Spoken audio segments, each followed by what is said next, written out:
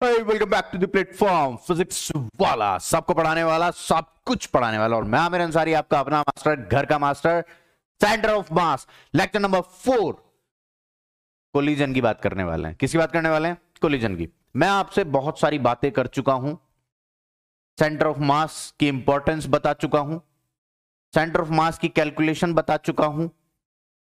उसके बाद हमने सेंटर ऑफ मास को मूव कराया, वो इर्रेगुलर बॉडीज जो है उनको मूव कराया, तो उनको सेंटर ऑफ मास की हेल्प से बड़ी आसानी से हमने पढ़ लिया। दूसरी बात, अभी वो बॉडीज चल रही हैं, अब वो आपस में कोलाइड करने वाली हैं। बात समझ में आई क्या?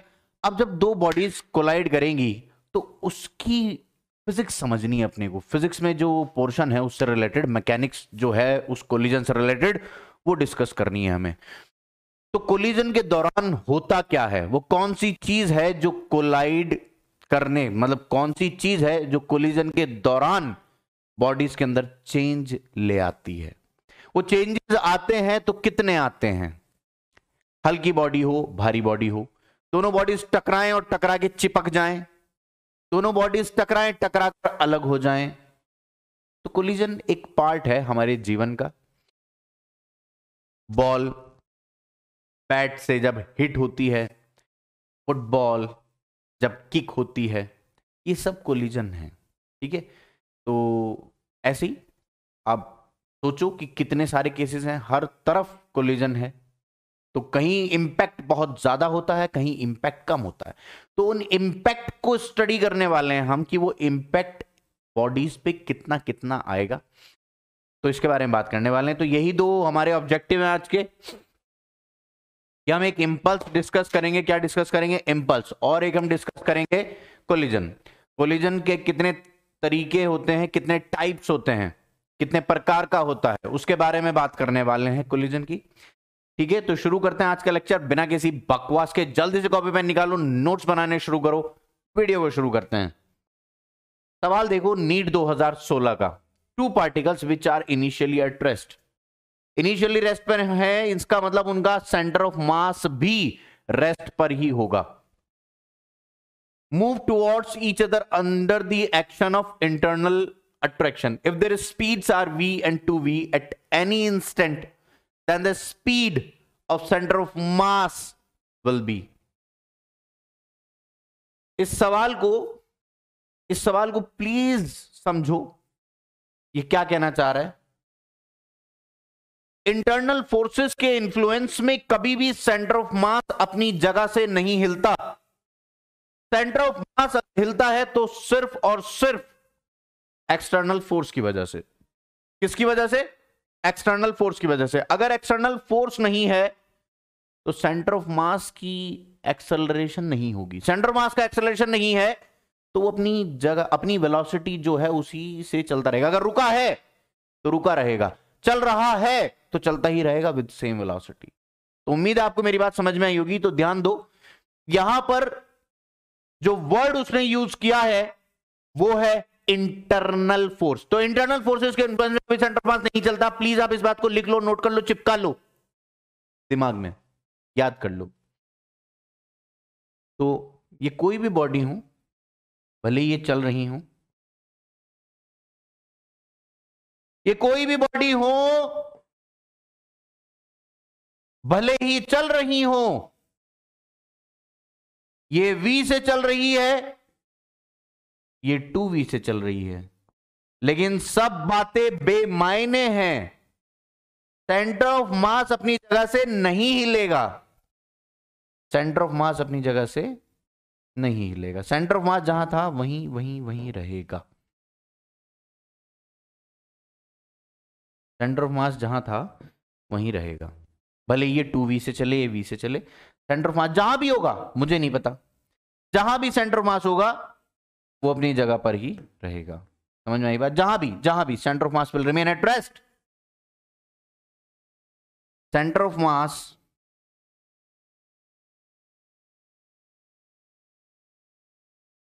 Will not move. Centre of mass do not move, ऐसे लिखें।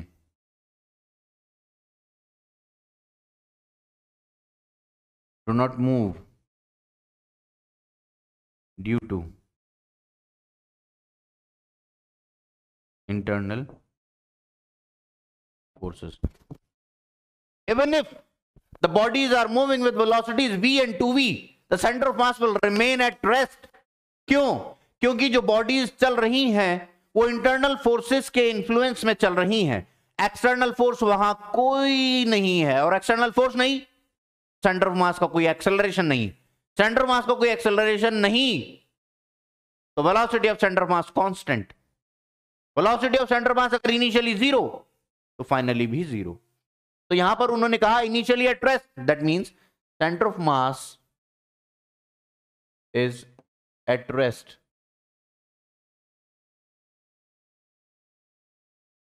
Is at rest initially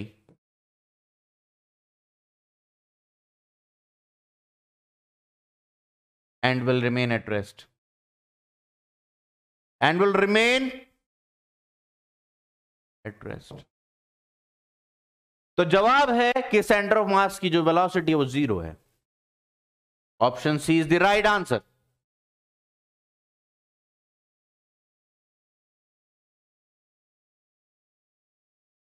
उम्मीद है आपको मेरी बात समझ में आएगी. Centre of mass will not move at all because the forces which are acting in this problem are internal in nature. Internal forces action reaction pair होती हैं, एक दूसरे पे बराबर लग रही होती हैं. तो centre of mass in actually बिल्कुल भी इन्फ्लुएंस नहीं होता उससे. ठीक है, बहुत शानदार. अगले सवाल की तरफ चलते हैं. 2010 में पूछा गया ये सवाल. इसको देख के आप परेशान भी हो सकते हैं कि क्या लिखा है. ग्रेविटी फ्री स्पेस क्या कर रहा है वो. तो ये सवाल है मोमेंटम कंजर्वेशन पे बेस्ड. किस पर बेस्ड? Momentum conservation. मोमेंटम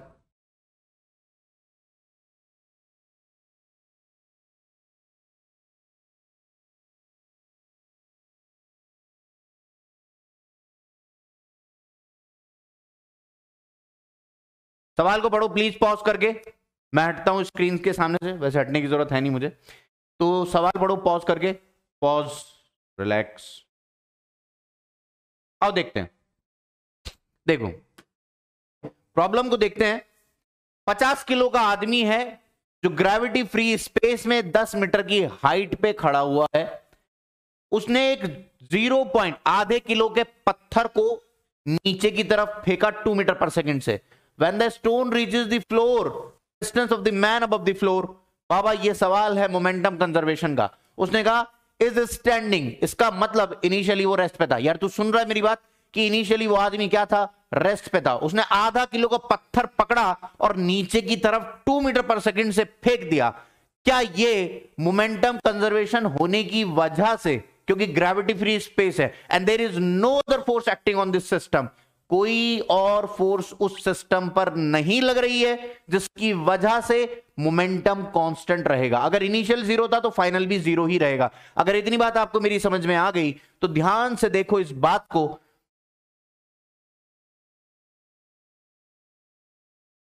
कि 10 मीटर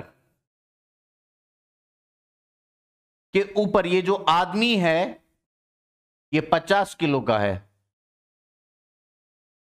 और इसी के पास एक 0.5 केजी भी था जो इसी की जेब में था. इसने अपनी जेब से पत्थर निकाला और 2 मीटर पर सेकंड से नीचे फेंका. क्या यह सिस्टम का पार्ट था?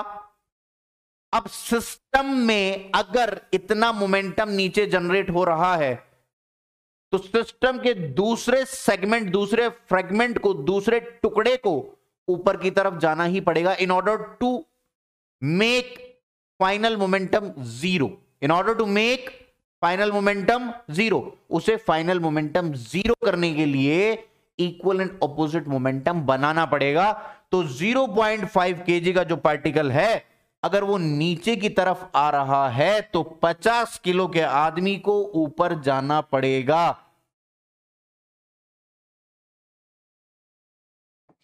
तो क्या कहूं? Momentum conservation, there is no net force. F net is zero. That means the momentum is constant. Momentum initial is equal to momentum final. Momentum initial is 0 buddy. Momentum initial is 0. Final momentum 0.5 kg. अगर मैं नीचे वाली direction को negative consider कर लूं कोई दिक्कत, और ऊपर वाली डायरेक्शन को पॉजिटिव कंसीडर कर लूं, अरे कोई दिक्कत? तो ध्यान से देखो, 0.5 इंटू -2 m1v1 प्लस m2v2, क्या 50 किलो का जो पार्टिकल है, 50 किलो का जो पार्टिकल है उसकी कोई v ऊपर की तरफ आएगी, और जो भी आएगी वो साइन अपने आप बता देगा, आपको चिंता करने की कोई जरूरत नहीं है। तो कितना आएगा ये 1/50, 1/50। तो यहां से मुझे v आ चुका है 1/50। मास्टर हमें सांस नहीं आ रही भाई, अपने पेन से करके देख लो, समझ में आई बात? 1/50 मीटर पर second. This is the velocity of man. This is the velocity of man with which he will rise upwards. अब ध्यान से सुनो, 2 मीटर पर सेकंड से 10 मीटर कितनी देर में कवर हो जाएगा? अरे 5 सेकंड लगेंगे। कितने सेकंड लगेंगे? 5। 10 मीटर है, 2 मीटर की स्पीड से पार्टिकल नीचे आ रहा है। सर नीचे आते आते तो वो एक्सेलरेट हो जाएगा, ग्रेविटी लग रही होगी। नहीं, उसने कहा है सवाल में ग्रेविटी फ्री स्पेस है। क्या है? Gravity free space. ग्रेविटी का कोई रोल नहीं है। समझ में आ रही बात आपको? तो the ball will take 5 seconds to reach the ground.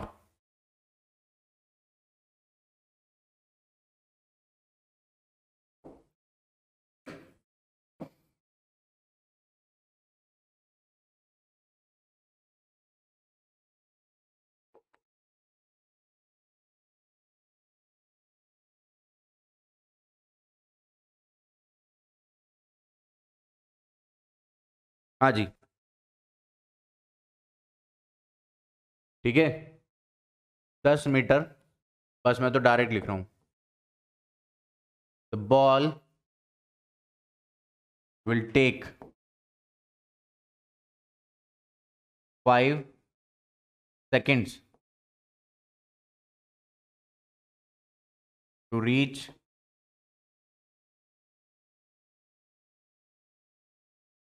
The ground. अब 5 सेकंड में आदमी 10 मीटर तो पहले ही ऊपर आके बैठ गया था, 10 मीटर तो वो ऑलरेडी ऊपर था, तो 5 सेकंड में और कितना ऊपर चला जाएगा? समझ में आई बात? 5 सेकंड में मान लो वो इतना ऊपर चला गया, तो 10 मीटर तो ऑलरेडी था वो, तो ये वाला एस डिस्टेंस जो होगा वो कितनी स्पीड गेन करा रे? 1/50। कितनी स्पीड गेन करा? वेलोसिटी इंटू टाइम करना है, और कितनी देर तक चलेगा ये कार्यक्रम? 1/50 वेलोसिटी ऑफ मैन इंटू 5, यानी कि 5/10, यानी कि 0.1 मीटर। तो जवाब होना चाहिए कि वो जमीन से 10.1 मीटर की हाइट पर होगा। Option 3 is the right answer. Option 3 is the right answer. ये टोटल हो चुका है 10.1 मीटर।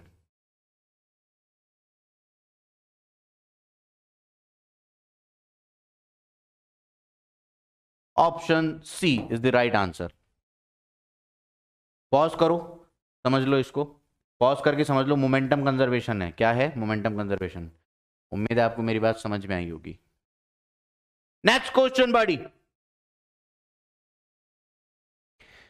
2015 में पूछा गया ये सवाल, सेंटर ऑफ मास के कॉन्सेप्ट पे बेस्ड था, और जो सवाल अभी हमने किया उसी पर बेस्ड ये भी सवाल है। पॉज करो, सवाल खुद से करने की कोशिश करो, मुझे पूरी उम्मीद है आप कर सकते हो ये सवाल। पॉज करो, सवाल सॉल्व करो। पॉज।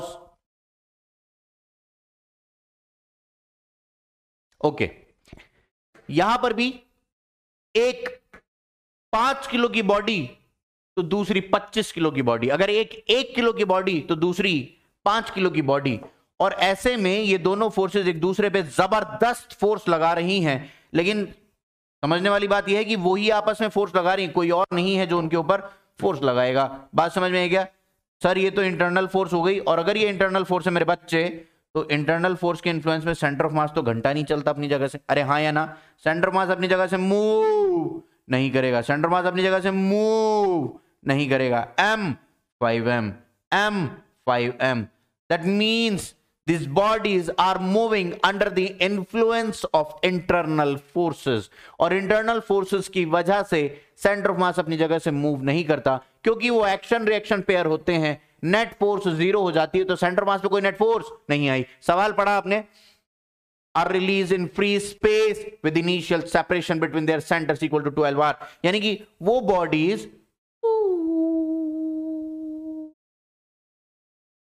अच्छा रेडियस को भी इज्जत देनी है बाबा। मैं तो सोच रहा था सब बकवास है, लेकिन रेडियस को इज्जत देनी पड़ेगी। Okay, no problem, no problem.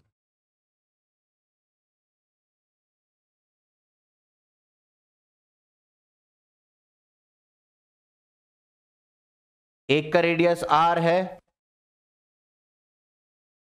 तो दूसरे का 2r है, ठीक है। रेडियस कितना है, r।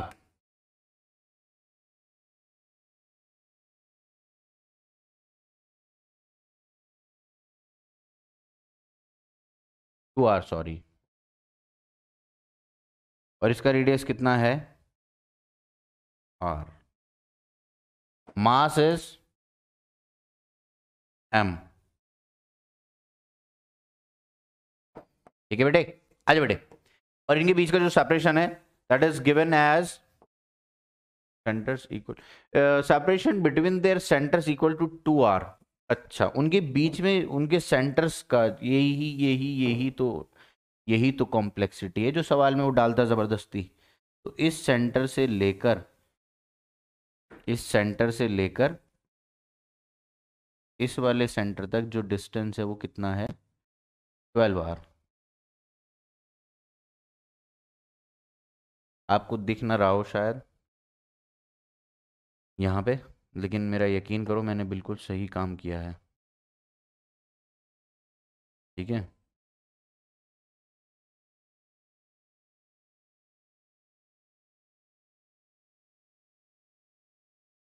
हाँ जी, बेहतरीन। तो अगर ये 12r का सेपरेशन है, ये दोनों forces under the influence of कैसे चलेंगी, अंडर द इन्फ्लुएंस ऑफ कैसे चलेंगी, इंटरनल फोर्सेस। सेंटर ऑफ मास अपनी जगह से नहीं हिलेगा, तो मिलेंगी तो ये ऐसा कि सेंटर ऑफ मास अपनी जगह पे ही रहे, सेंटर ऑफ मास कहाँ रहे, अपनी जगह पर ही रहे। तो ये जो भारी वाली बॉडी है सेंटर ऑफ मास इसके पास ज्यादा लाई करेगा, ये है सेंटर ऑफ मास, यहाँ पे मान लेते हैं। तो ये देखो, इनको पॉइंट मासेस से रिप्लेस कर दो ना, इनको किससे रिप्लेस कर दो, पॉइंट मासेस से रिप्लेस कर दो, कि ये है m और दूसरी है 5m मास की। समझने के लिए सिर्फ एक पॉइंट ये है कि उनके बीच में जो डिस्टेंस है ना, जो ये दोनों बॉडीज चल पाएंगी, वो 12r नहीं है, वो 9r है। बस अगर इतनी बात आपको समझ में आ गई, आप खेल खेल चुके हैं भैया, क्योंकि बीच में जो सेपरेशन है वो 9r का है, जो वो ट्रेवल कर पाएंगे। उसने क्या बोला कि कौन कितना डिस्टेंस चल पाएगा, तो मैंने कहा भैया जो अवेलेबल डिस्टेंस है चलने के लिए वो 9r है। सर तूने कैसे कह दिया 9r, बाबा 2r तो इसने खा लिया, जब ये आएगी टकराएगी सॉरी, जब ये आएगी टकराएगी तो ऐसे थोड़ी कि दूसरी वाली बॉडी के अंदर घुस जाएगी या वो इसके अंदर घुस जाएगी। तो अवेलेबल डिस्टेंस कितना हुआ इनके बीच का, सिर्फ और सिर्फ 9r डिस्टेंस है, ये वाला, ये 9r है, ये 9r है, ठीक है। यहां से लेके दूसरी बॉडी के सरफेस तक ये 9r डिस्टेंस है, मैं इसकी बात कर रहा हूं। तो ये रहा सेंटर ऑफ मास। समझ में आई बात, अगर आप इनको पॉइंट मासेस से रिप्लेस कर रहे हो तो अवेलेबल डिस्टेंस जो चलने के लिए है वो सिर्फ और सिर्फ 9r है। आपको अगर इतनी बात समझ में आ गई, कुछ बचता ही नहीं जो, और ये जाके मिलेंगे सेंटर ऑफ मास पे ही, ये यहां से यहां तक पहुंचेगा और ये यहां से यहां पहुंचेगा। They will meet at centre of mass, क्योंकि सेंटर ऑफ मास तो अपनी जगह से हिलेगा नहीं, centre of mass will remain at rest, centre of mass will remain at rest, क्योंकि वो किसकी वजह से चल रही हैं, इंटरनल फोर्सेस की इन्फ्लुएंस की वजह से चल रही हैं। बात समझ में आई क्या, तो मेरी बात सुनो अब। तो centre of mass they will meet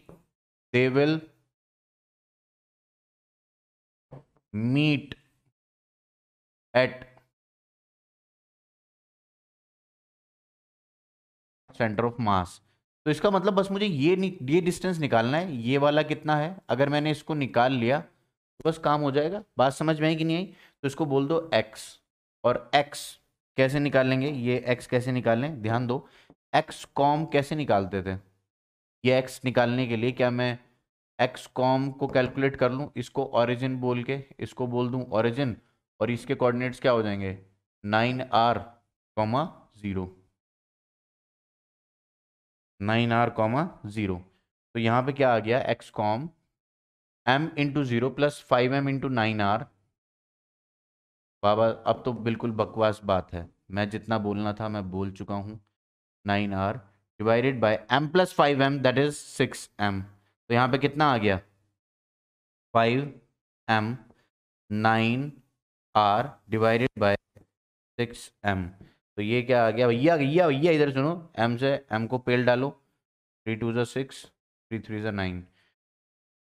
तो फाइनली आंसर आपके सामने है, कितना आ रहा है ये 3r into 5 divide by 2, 2.5 into 3 that is 7.5।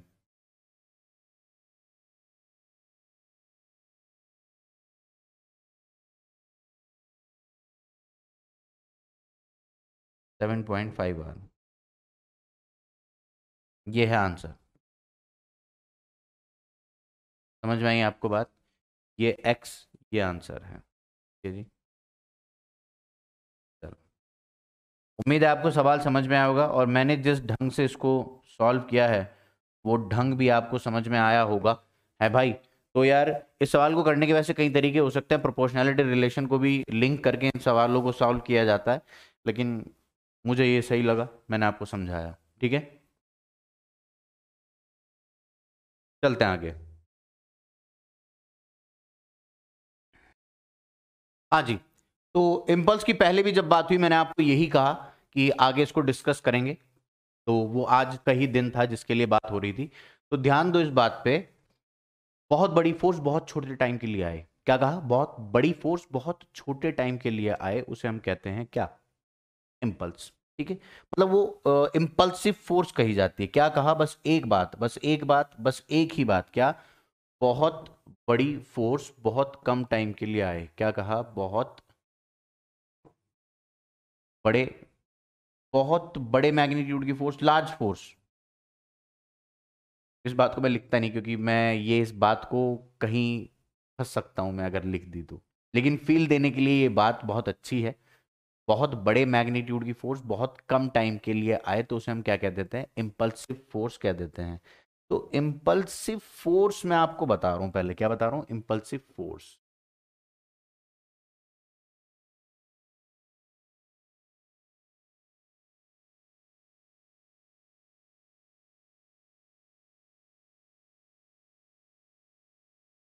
Impulsive force, देखो इम्पल्सिव फोर्स वो है जिसका इंपैक्ट आपको दिखाई दे। क्या दिखाई दे, इंपैक्ट सीधा दिखाई दे, वो महसूस ना हो कि ये कितने मैग्नीट्यूड की थी, और ये पता ना लगे वो कितने मैग्नीट्यूड की थी, उसका मैग्नीट्यूड अननोन रहे, और वो जो जितनी देर के लिए लगी वो टाइम भी बहुत छोटा हो, मतलब वो भी अननोन हो। समझना मेरी बात को, फोर्स और टाइम, जितने बड़े मैग्नीट्यूड की वो फोर्स थी, जो भी थी अपने को नहीं पता। दूसरी बात, वो जितने टाइम के लिए लगी वो भी अननोन है, वो जो फोर्स आई वो भी अननोन है, लेकिन उन दोनों का जो प्रोडक्ट है वो पता लग पा रहा है। इंपैक्ट अपने को दिख रहा है, मतलब कुछ हुआ, कुछ तो था, कुछ तो था, कुछ हुआ, लेकिन क्या हुआ ये दिख रहा है, वो कुछ क्या था उसके बारे में कोई बात हम नहीं कर पा रहे। तो कहने का मतलब सिर्फ एक है कि फोर्स का मैग्नीट्यूड अननोन रहे,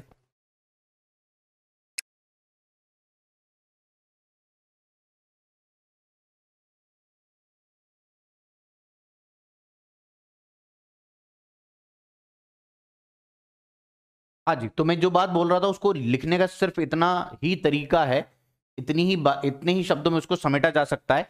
देख मैंने ये नहीं कहा कि कितने, बस मैंने कहा रिलेटिवली, वो रिलेटिव वर्ड जो है वो ये बता रहा है कि देख दूसरों के कंपैरिजन में वो हायर मैग्नीट्यूड की हो सकती है, force of relatively higher magnitude, normal force नहीं, एक हायर मैग्नीट्यूड की फोर्स आए, रिलेटिवली हायर मैग्नीट्यूड की, और बहुत छोटे टाइम के लिए लगे, तो वो जो फोर्स होगी, वो जो बहुत छोटे टाइम के लिए लगी, वो जितने मैग्नीट्यूड के, वो रिलेटिवली हायर मैग्नीट्यूड के, उसी को मैं क्या कह रहा हूं, इंपल्सिव फोर्स। उसी को मैं क्या कह रहा हूं, इंपल्सिव फोर्स, झटका।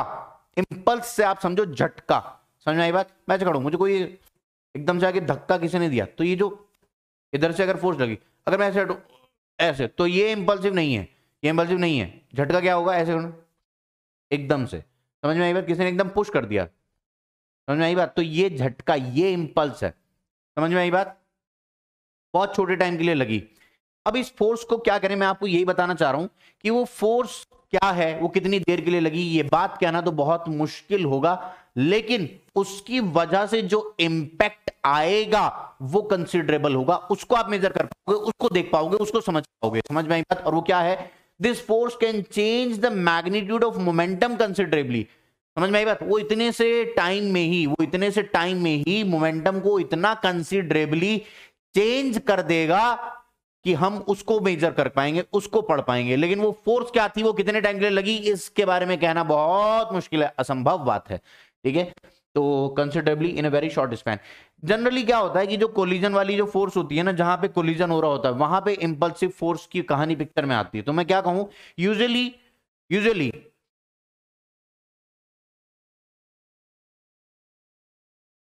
ये कहूं जनरली,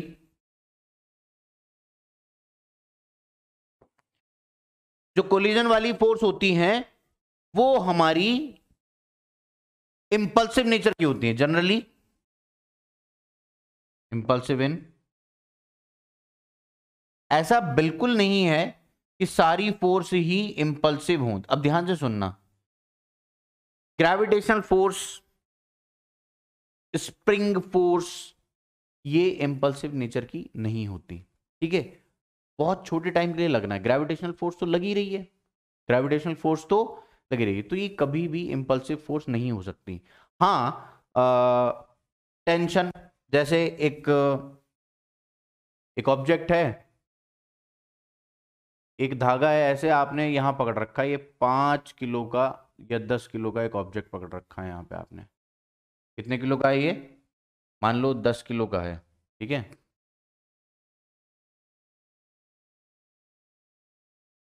और इसको आपने एकदम से रिलीज कर दिया, क्या कर दिया, यहां से रिलीज।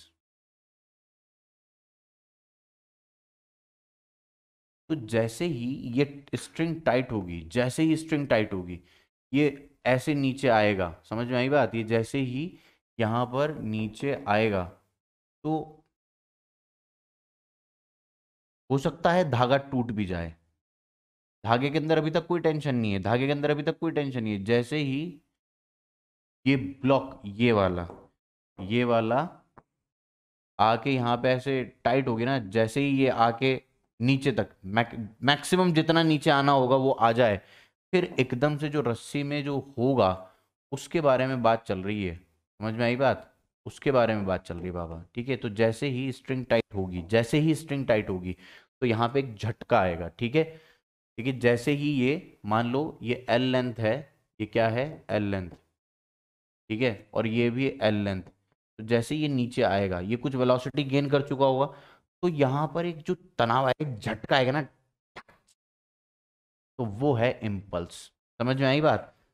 अब सर आपने तो भी कहा था ग्रेविटेशनल फोर्स कभी इंपल्सिव नहीं हो सकती, तो हाँ मैं टेंशन की बात कर रहा हूं। यहां पे जो टेंशन है, वो टेंशन अभी तक तो क्या थी, just before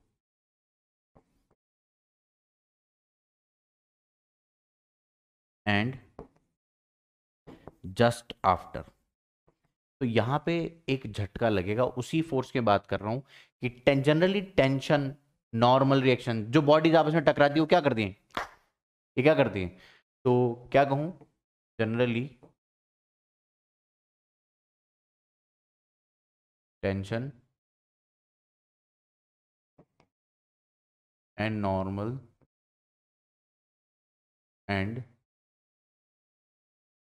normal are impulsive forces. जैसे कि एक बॉल है, एग्जाम्पल बॉल,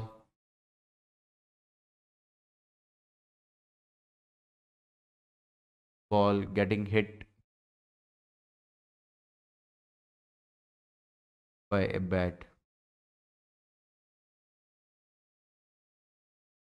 तो ये भी क्या है, इम्पल्सिव बात है, ये समझ में आ रही है आपको बात? ठीक है, तो आगे की बात करते हैं, इम्पल्स। इम्पल्स, ये मैं कुछ लिख के लाया हूं आपके लिए। तो क्या है इसमें, देखो एक फोर्स है, वो T1 से T2 टाइम तक लगी।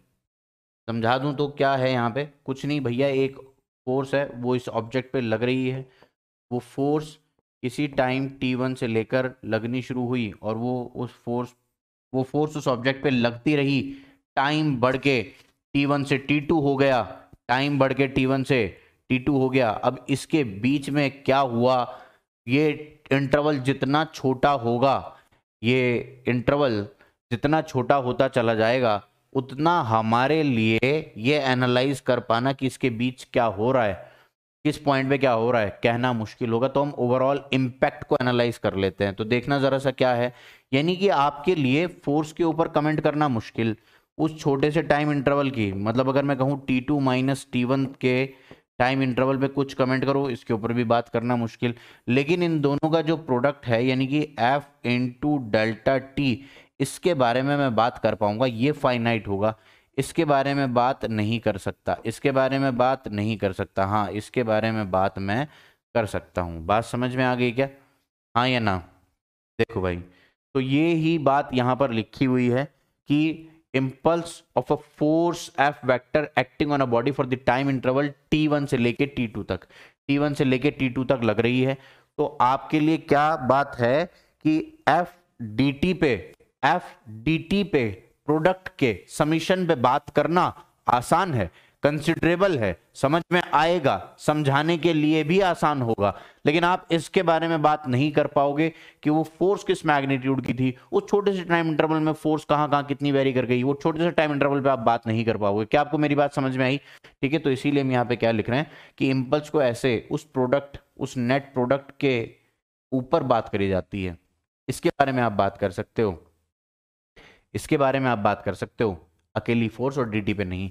तो कुछ नहीं बाबा, यहाँ पे यही लिखा है, प्लीज प्लीज प्लीज मेरा थोड़ा सा साथ दें कि अगर मैं लिख के लाया हूं तो जितने यहाँ पे समझाने का टाइम ज्यादा मिल गया, बस मुझे बातें ज्यादा कर पाऊंगा आपसे। तो एफ डी टी इस प्रोडक्ट का समीशन देख रहे हैं T1 से लेके T2 तक। तो इंपल्स एक कैसी क्वांटिटी है sir? It is a vector quantity, it is a vector quantity. मेरी बात को समझो, इसकी यूनिट के बारे में भी बात कर लेंगे अभी। फोर्स को क्या लिख दिया, फोर्स को क्या लिख दिया, एम ए वेक्टर। क्या लिख दिया, एम ए वेक्टर लिख दिया। ए वेक्टर को फिर आपने क्या लिखा, ध्यान दो, ए वेक्टर को क्या लिखा, ये है एम ए वेक्टर। ठीक है, इस ए वेक्टर को, सिर्फ ए वेक्टर को, फोर्स को तो आपने क्या लिख दिया, एम ए वेक्टर। फिर अगली बार सिर्फ और सिर्फ ए वेक्टर को देखो, ए वेक्टर को आपने क्या लिख दिया, ए वेक्टर को आपने लिख दिया DV by D T, DV by D T. अब dt से dt तो हो गया कैंसिल, dt से dt हुआ कैंसिल। अगर dt से dt हो गया है कैंसिल, तो आपके पास क्या बचा, mdv।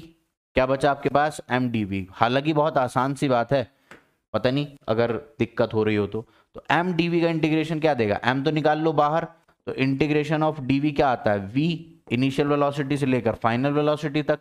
हाँ या ना? यहां तक तो वेरिएबल कौन था, टाइम, तो लिमिट चलेंगी टाइम की कि T1 से लेके T2 तक। लेकिन जैसे ही टाइम की लिमिट हटी, वेलोसिटी की टर्म्स में बातें आ गई, तो V1 से लेके V2 तक, V1 से लेके V2 तक, V1 से लेकर V तक।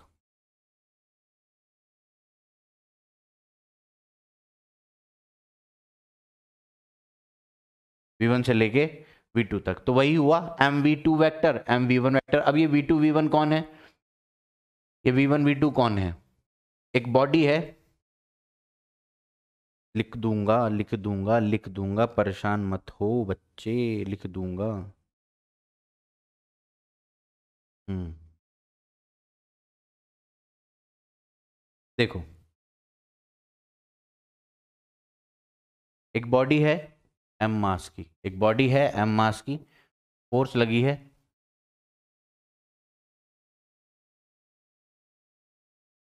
एफ वेक्टर इसके ऊपर लगा at T equal to 0, at T equal to T1। ये सारा कार्यक्रम जो हो रहा है वो कहाँ है? टी इक्वल टू T1 पे, टी इक्वल टू T1 पे eight T equal to T1। और इस वक्त उसकी जो वेलोसिटी है वो मान लीजिए आप v1 है। फिर उसके बाद कुछ टाइम बाद ये जो ऑब्जेक्ट है एम मास का, एफ वेक्टर अभी भी लग रही है, एफ वेक्टर अभी भी उसके ऊपर लग रहा है। समझ में आई बात? कितनी फोर्स लग रही है? F vector, F vector is still acting on it. Time हो चुका है बढ़ के T2, टाइम हो चुका है बढ़ के T2, और ये जो चल रहा है ये चल रहा है V2 स्पीड से। अब उसकी जो हो चुकी है V2 स्पीड हो चुकी है, V1 वेक्टर से कितनी हो चुकी है? V2। तो इसका मोमेंटम इस पॉइंट पे कितना लिख दूं मैं? इस पॉइंट पे कितना लिख दूं? P1 which is equal to M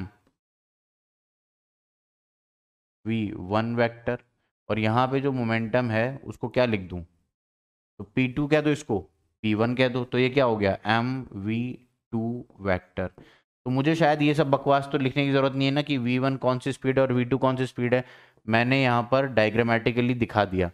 तो समझो इस बात को, इस बात को समझो, प्लीज प्लीज पॉज करके इस बात को समझो कि V1 और V2 जो वेलोसिटीज हैं वो किसी इंस्टेंट T1 और T2 पर हैं। समझ में आई बात? तो MV2 vector minus V1 vector ये है डेल्टा P वेक्टर, ये है मोमेंटम का difference. Momentum final minus momentum initial, momentum final minus momentum initial. तो क्या इस बात को लिखा जा सकता है कि delta P vector, delta P vector is equal to P2 minus P1 vector, यानी कि M V2 vector minus V1 vector. समझ में आई बात? तो हम इस पे बात कर सकते हैं, इस पर बात कर सकते हैं। ये है फाइनाइट, एफ डी टी पे बात नहीं कर सकते। तो चेंज इन मोमेंटम को आसानी से पढ़ा जा सकता है, समझा जा सकता है। क्या है ये? Change in momentum can be studied easily. समझ में आई बात? Can be observed easily. लेकिन उसको एनालाइज कर पाना कि वो फोर्स क्या आई है, कितने मैग्नीट्यूड की है, कितने टाइम के लिए लगी है, उस टाइम को एनालाइज कर पाना मुश्किल है। इसीलिए हम इसको पढ़ते हैं, चेंज इन मोमेंटम को। तो सर इस बात को क्या ऐसे कह दूं कि जो इम्पल्स है वही चेंज इन मोमेंटम है? ऑब्वियसली यही तो इम्पल्स मोमेंटम थ्योरम है। यही क्या है? Impulse momentum theorem. यही क्या है? Impulse momentum theorem. समझ में आनी चाहिए आपको कि ये क्या है? Impulse momentum theorem. समझ में आएगा? ये बढ़िया चीज सीखी यार मैंने। ठीक है, इम्पल्स मोमेंटम थ्योरम। समझ में आई बात? Star star star, impulse momentum theorem. अच्छा, आपको देख के भी 5 स्टार का थॉट आया? 5 स्टार? अच्छा मास्टर, तू 5 स्टार का ऐड कर रहा है? नहीं नहीं नहीं यार, ऐसा कुछ नहीं है। तो लाइन ही ऐसी बोलते हैं कि जहां पर भी आपको 5 स्टार दिखे वो 5 स्टार है। सही है यार, दिमाग बहुत लगा यार इस ऐड में उन्होंने। आजा। Do you want to allow your PC to be discoverable? Network issue. आजा। रिकॉर्डिंग तो सही चल रही है ना? बढ़िया। तो ये जो है ये इम्पल्स मोमेंटम थ्योरम की इम्पल्स क्या है? एफ डी टी का इंटीग्रेशन। ठीक है, तो ये सब मैंने आपको समझाने की कोशिश करी, और यही क्या है? इम्पल्स है। This is what impulse, impulse this is equal to impulse. Impulse एक मोमेंट क्या बोलूँ, वेक्टर क्वांटिटी है। देखूं कुछ पॉइंट्स मेंशन तो नहीं कर रखे? यहीं पे लिख देता हूँ, आ जाओ। इम्पल्स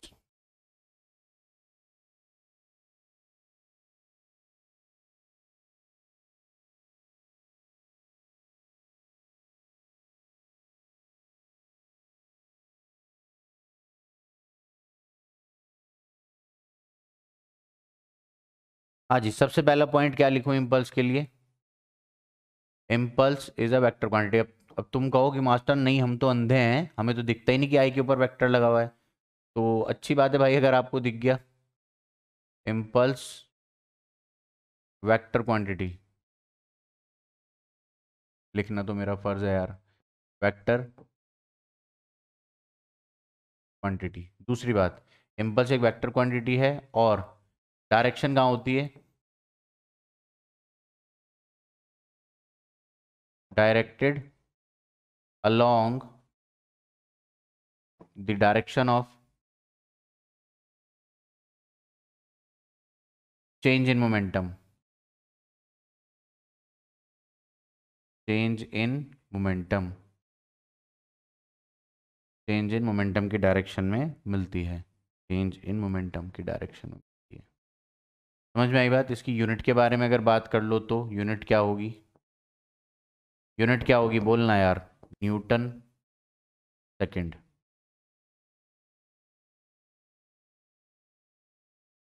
टाइम जितना बढ़ता चला जाएगा, इम्पल्स इम्पल्सिव फोर्स कम होती चली जाएगी। एक सवाल आया, कह रहे कि वो एक आदमी है, वो छत पे से नीचे कूदा, अपनी टांगे स्टिफ स्ट्रेट करके ऐसे एकदम खड़ी, ऐसे ऐसे एकदम ऐसे। तो बताओ क्या होगा? तो उसे ज़्यादा चोट लगेगी ऑब्वियसली। और अगर वो ऐसे कूदे और बैठ जाए, बैठता चला जाए, बात समझ में आई क्या? ठीक है, वो ऐसे कूदे और बैठता चला जाए तो उसे कम चोट लगेगी। स्टिफ टांगे अगर करके वो ऐसे कूदेगा तो हो सकता है फ्रैक्चर भी हो जाए। ठीक है, तो न्यूटन सेकंड।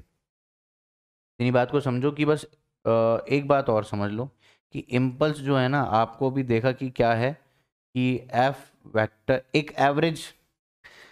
अगले पेज पे है क्या मेरे पास? अच्छा ये तो कॉन्सेप्ट है। चल इसी को देख लेते हैं। और एक फोर्स वर्सेस टाइम का अगर कभी ग्राफ दिख जाए तो उसका एरिया क्या देता है? इम्पल्स। मैंने लिख दिया है यहाँ पे, तो टेंशन ना ले कि जो फोर्स लग रही है वो कितने टाइम तक लग रही है। ये फोर्स आ गया और ये क्या आ गया? टाइम आ गया। Time in second. और ये फोर्स किस में है? न्यूटन में। तो इस ग्राफ का जो एरिया है वो क्या है? इम्पल्स के इक्वल है। ठीक है, बहुत अच्छी बात, ये लिख दिया मैंने यहाँ पे। Impulse is equal to area, और you can say area of F T graph. Area of F T graph, area of area under force time graph, area under force time graph. ठीक है, तो उसमें जो एरिया है वो क्या देगा? इम्पल्स देगा। इंस्टेंटेनियस इम्पल्स की अगर हम बात करें, यार ये फोर्स इंस्टेंटेनियस आती है, मतलब बहुत ही कम टाइम के लिए आई, लेकिन बहुत बड़े मैग्नीट्यूड की थी। भले ही वो मोमेंटरी थी लेकिन बहुत बड़े मैग्नीट्यूड की थी कि वो छोटे से टाइम में भी अपना कमाल करके चली गई। ठीक है, तो एफ इंस्टेंटेनियस, तो ये इम्पल्स भी क्या है? इंस्टेंटेनियस। अगर आप बड़े टाइम की बात करो, उस टाइम को बढ़ा के आप डेल्टा टी कर दो, क्या कर दो? डेल्टा टी, और फोर्स यूज करो एफ एवरेज। समझ में आई बात? अब बस ये तो इसकी जरूरत नहीं है अब। ठीक है, तो ये क्या देगा? Average impulse. क्या देगा ये? एवरेज इम्पल्स देगा। क्या आपको मेरी बात समझ में आई? देखिए यहाँ पर भी मैंने फिर वही बात लिख रखी है कि एफ वेक्टर और डी टी क्या है? अननोन है, इनके बारे में हम बात नहीं कर सकते। But I can be measured, उनके प्रोडक्ट के बारे में बात की जा सकती है, उसके प्रोडक्ट को कैलकुलेट किया जा सकता है। ठीक है, ये यही बात लिखी है। There are many cases when a force acts for such a short time that the effect is instantaneous. Example, a bat striking a ball. In such cases, although the magnitude of force and time for which it acts may each be unknown। यही बात तो कह रहा हूं इतनी देर से, यही तो बकवास है। वही सब लिखा है, यही सब लिखा है कि F क्या है? अननोन हो सकता है, और dt भी क्या है? अननोन हो सकता है। लेकिन उसका जो इम्पैक्ट है, जो उसका इम्पैक्ट है, but the value of their product, that is impulse, can be known by measuring the initial and final momentum। और यही क्या है? impulse momentum theorem। कि अगर आपको उनका उस फोर्स का वो जितने टाइम तक लगी उसका इंपैक्ट देखना है तो कुछ ना करो, सिर्फ और सिर्फ क्या करो? इनिशियल मोमेंटम और फाइनल मोमेंटम पकड़ो, उनका डिफरेंस ले लो, आपको पता लग जाएगा। प्लीज पॉज करो, प्लीज पॉज करो, एक एक चीज को ध्यान से देखो, प्लीज पॉज करो। ठीक है भाई? ठीक है, ठीक है, ठीक है भाई, बढ़िया। चल, इतनी बातें अगर समझ में आ गई तो देखो, वही वाले सवाल की यार, एक बॉल है, एक बॉल आ रही है, 0.2 सेकंड में बॉल हिट कर गई और उतनी ही वेलोसिटी से वापस चलेगी, बताओ कितनी इंपल्स। ये ऐसे ऐसे सवाल होते हैं। देख क्या है कि एक बॉल है, बॉल मान लेते हैं, केस है ये, ऐसी एग्जाम्पल कह दे, इलस्ट्रेशन कह दे, whatever you want to.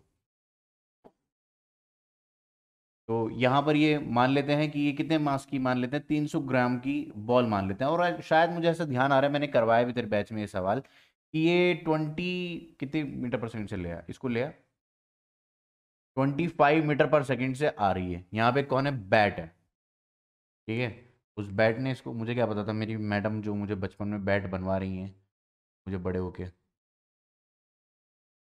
तो ये बल्ला है, बल्ला, ठीक है। तो इस बैट ने इसको हिट कर दिया भाई, ठीक है, बैट ने हिट कर दिया, तो बॉल के हालात कुछ ऐसे हैं कि वो टकराई, और ऐसा उसने बताया, in the same direction, just like along the same line the ball will rebounds along the same line. अगर ऐसा कह दिया गया है विद सेम स्पीड, 25 मीटर पर सेकंड की स्पीड से ही बॉल को रिबाउंड होना पड़ा, और इसमें जो बैट के साथ कांटेक्ट टाइम था, मान ले 0.2 सेकंड, मान ले और मजा आएगा, ठीक है। तो इसमें मैं तुझे ना फोर्स का ग्राफ समझाऊंगा। देख इधर कि जो कांटेक्ट टाइम था वो क्या था, t इक्वल्स टू 12 सेकेंड से लेकर t इक्वल टू 12.2 सेकेंड, ठीक है। जो कांटेक्ट ड्यूरेशन है वो ये है, कांटेक्ट ड्यूरेशन, बॉल बैट का कांटेक्ट ड्यूरेशन, कांटेक्ट ड्यूरेशन। तो आपसे कोई पूछे इंपल्स बता दो इंपल्स बता दो, क्या बता दो, इंपल्स बता दो। अगर आपसे कोई पूछ ले what is impulse in this case, तो इंपल्स में हमें फोर्स को पता लगा पाना, उस टाइम, देख टाइम तो मैं फिर भी बता दें 0.2 सेकंड है, कई बार ये बहुत छोटा होता है, कई बार क्या होता है बहुत छोटा, इतने में तो हवा नहीं लगती, काम हो जाता है, बात समझ नहीं क्या। तो मैं क्या कह रहा हूं कि यार इसमें क्या करते हैं कि सिर्फ और सिर्फ इंपल्स बताने के लिए, सिर्फ और सिर्फ इंपल्स बताने के लिए हम मोमेंटम, हम इसके चेंज की बात कर लेते हैं, मोमेंटम की। तो इंपल्स वेक्टर, इंपल्स की डायरेक्शन पता कहां होगी, इसकी इधर की तरफ होगी, क्योंकि मोमेंटम जो चेंज हुआ वो इधर की तरफ हुआ है। ध्यान से सुन कि M V final minus M V initial. अगर तू मास को देखे तो मास कितना है, मास को कॉमन ही ले लेना यार, मास को क्या ले ले, कॉमन। तो मास कितना हो गया 0.3 kg। अरे हाँ या ना, मर गया होगा इतनी देर में कि अगर मैंने कहा 300 ग्राम को 0.3 kg लिख दे, क्या तुझे दिक्कत है इस बात से, बिल्कुल नहीं, बिल्कुल नहीं, बिल्कुल नहीं सर। अरे बहुत बढ़िया, आजा। तो 0.3 kg ले लिया हमने कॉमन, और वी फाइनल कितनी है, -25 मीटर पर सेकंड। सर माइनस काहे को, बाबा डायरेक्शन को कंसिडर करना है ना, -25 मीटर पर सेकंड माइनस, और इनिशियल कितनी है 25 मीटर पर सेकंड। बाबा बात समझ में आई क्या, 25 मीटर पर सेकंड। तो इसको अगर मैं देखूं तो 0.3 इंटू इंटू -50 तो कितना आ गया ये, और इसकी यूनिट क्या हो जाएगी, न्यूटन सेकंड हो जाएगी। न्यूटन सेकंड कह दो या केजी मीटर पर सेकंड कह दो, क्या दिक्कत है, केजी मीटर पर सेकंड। तो कितनी आई बाबा ये, -15 आना, ये बता रहा है कि इंपल्स की डायरेक्शन इधर की तरफ है, इंपल्स की डायरेक्शन ये है इंपल्स की डायरेक्शन, आई वेक्टर इंपल्स। समझ में आई बात। तो अगर आपको इतनी बात समझ में आई कि यार ये इंपल्स वेक्टर है और ये 15 केजी मीटर पर सेकंड का मोमेंटम चेंज दे रहा है, इंपल्स मोमेंटम थ्योरम जो है उसकी हेल्प से मैंने इंपल्स निकाल ली है।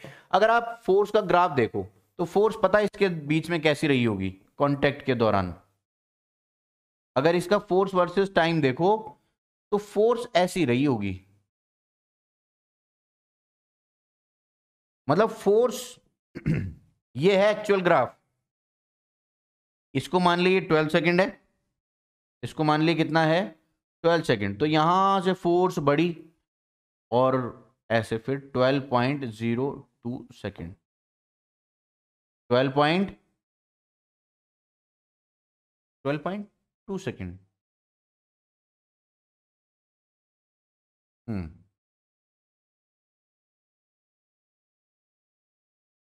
ठीक है। तो मुझे या तो फोर्स पता हो तो मैं ये एरिया निकाल लूं, क्या निकाल लूं, ये एरिया ही इंपल्स है, ये एरिया ही क्या है, इंपल्स।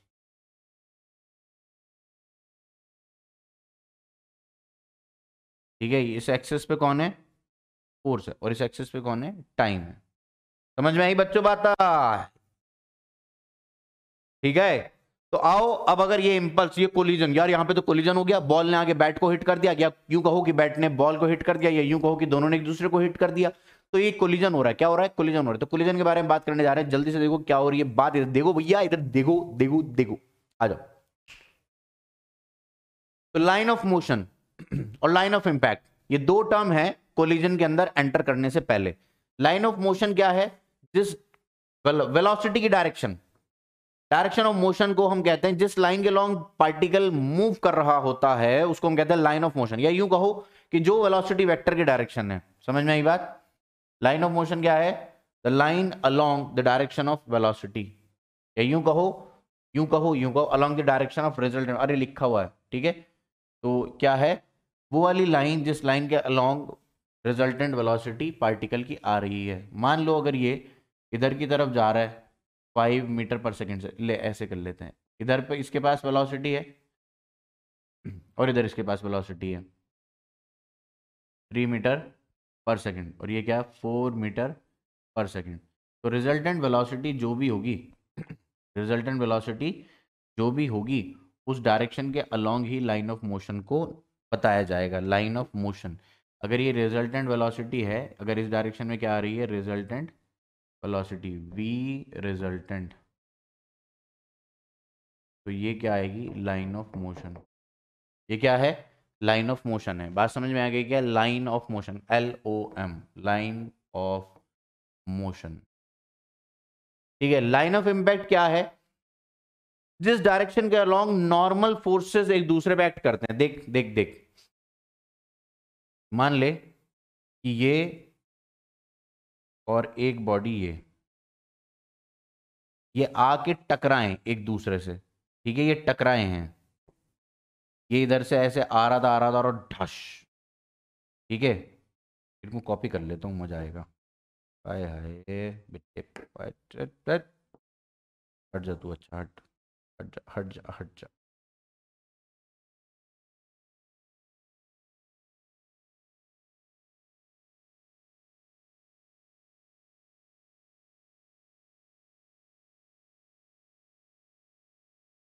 हाँ जी, तो मैं क्या कह रहा हूँ कि अगर ये ऐसे आ रहे हैं सेंटर, देख देख देख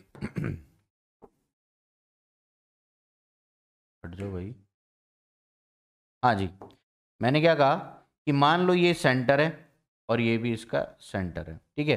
अब ये इसी लाइन के अलोंग चला हुआ आ रहा था, इसी लाइन के अलोंग चला हुआ आ रहा था, इसकी वेलोसिटी इधर थी और इसकी वेलोसिटी इधर थी। तो नॉर्मल फोर्सेस भी इसी के अलोंग लगेंगे। देख देख देख देख, ध्यान से सुन, ध्यान से सुन। यार इसके ऊपर जो नॉट, जब ये आपस में कांटेक्ट में आएंगे ना, तो इसके ऊपर जो नॉर्मल फोर्स आएगी, इंपैक्ट आएगी इसके अलोंग। यार ये लाइन टेढ़ी है क्या?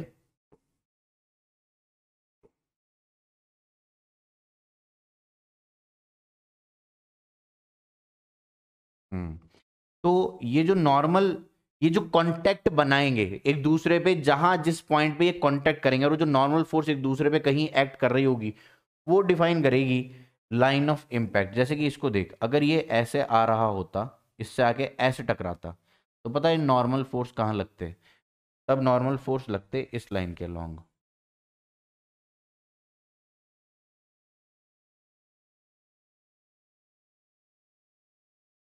तो नॉर्मल फोर्स लगते इस लाइन के अलोंग, अगर ये ऐसे मूव करते हुए आ रहे होते। देख लेते हैं देख लेते हैं देख लेते हैं बाबा, ध्यान से सुनो। अगर ये इसकी वेलोसिटी है v1, हरा रंग कहाँ है, हरा रंग, इधर देखो। तो ये आया इधर की तरफ, ये आया v1 से और ये इधर से आ रहा है v2 से, ठीक है।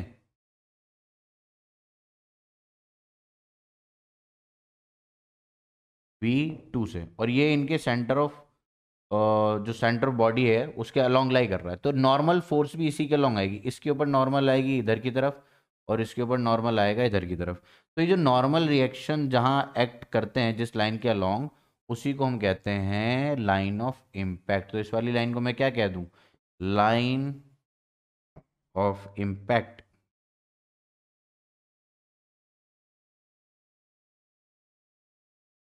लाइन ऑफ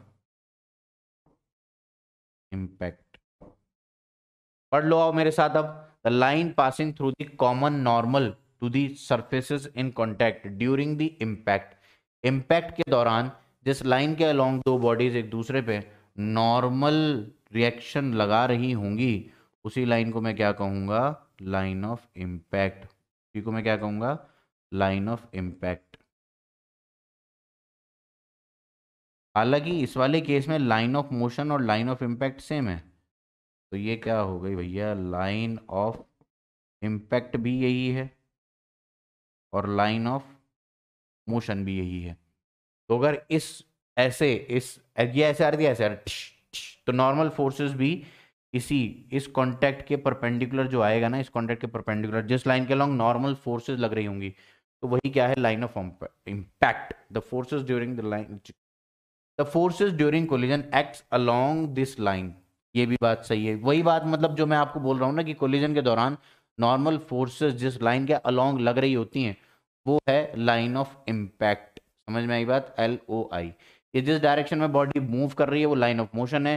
जिस लाइन के अलोंग वो टकराने पर एक दूसरे के ऊपर नॉर्मल फोर्सेस एक्ट कर रहे हैं, उसे कहते हैं लाइन ऑफ इम्पैक्ट। ठीक है भैया, तो कोलिजन समझने के लिए ये बहुत जरूरी है। और इन दो को कोलिजन को हमने ना नाम दिया on the basis of collision, वो कैसे टकरा रही हैं। मैं कुछ डायग्राम बना के लाया कि देखिए इस लाइन के अलोंग बॉडी मूव कर रही थी, इस लाइन के अलोंग बॉडी क्या कर रही थी? मूव कर रही थी। समझ में आया क्या? तो इस लाइन के अलोंग ये मूव कर रही थी, समझ रहे हो बेटे? बेटे बेटे समझ रहे हो बेटे? बेटे बेटे बेटे। तो इस लाइन के अलोंग ये मूव कर रही है। ठीक है, ये u1 स्पीड से आ रही है इधर, और ये कितनी स्पीड से आ रही है? ये यूं को वेलोसिटी से आ रही है, ये u1 से आ रही है और ये u2 से आ रही है। तो u1 u2 जिस लाइन के अलोंग, ये दोनों की लाइन ऑफ, ये लाइन ऑफ मोशन है। अच्छा मैंने लिख रखा है, यही लाइन ऑफ मोशन है। और जब टकराएंगे ना तो एक दूसरे पे नॉर्मल भी इसी लाइन के अलोंग आएगा। इसके ऊपर जो आएगा वो आएगा normal on two due to one. अगर आपको कुछ याद आ रहा हो पुरानी दुनिया से, तो याद आ रहा होगा कि इसको N21 कहते हैं। N21 बोले तो normal reaction on two due to one. और इसको मैं क्या कहूँ यहाँ इसके लॉन्ग जो नॉर्मल रिएक्शन आएगी, normal on one due to two. Normal on one due to two. तो नॉर्मल फोर्सेज जिस लाइन के अलॉन्ग लग रहे हैं वही क्या है? लाइन ऑफ इम्पैक्ट है। तो लाइन ऑफ इम्पैक्ट और लाइन ऑफ मोशन जब सेम होती है तो जो टक्कर होती है वो होती है सामने की, बिल्कुल हेड ऑन कोलिजन। धूम। समझ में आई बात? कौन सी होती है वो? Head on collision. यहाँ पे देख यहाँ पे देख, ये फर्स्ट पार्टिकल के मोशन की डायरेक्शन है और ये सेकंड पार्टिकल के मोशन की डायरेक्शन है। तो लाइन ऑफ मोशन ये इस लाइन के अलोंग मूव कर रहा है, ये पार्टिकल जो है ये इस वाली लाइन के अलोंग मूव कर रहा है।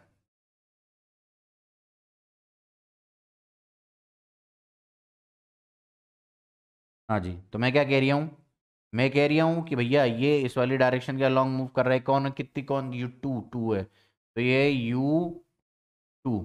और ये इस लाइन के लॉन्ग मूव कर रहा है, इस लाइन के लॉन्ग मूव करता वैसे जा रहा है, तो ये कौन हो गया? u1। समझ में आ रही मेरे बच्चों? ये क्या हो गया? u1 हो गया। ठीक है, तो u1 और u2, अब इनकी डायरेक्शन ऑफ मोशन दोनों की अलग है, लेकिन जब ये टकराएंगे तो इनको नॉर्मल फोर्सेस कहाँ लगेगी? इस लाइन के अलोंग लगेगी। ये कौन सी फोर्स आ गई? Normal reaction on two due to one. और ये वाली कौन सी फोर्स आ गई इस लाइन के लॉन्ग जो इसके ऊपर लग रही होगी? Normal reaction on one due to two. ठीक है, तो ये नॉर्मल फोर्स जिस लाइन के लॉन्ग लग रही है वो लाइन ऑफ इम्पैक्ट है। तो जब line of impact line of motion अलग अलग होते हैं तो उसको हम क्या कहते हैं? Oblique collision. ऑब्लीक कोलिजन, उसको हम क्या कहते हैं? Oblique collision.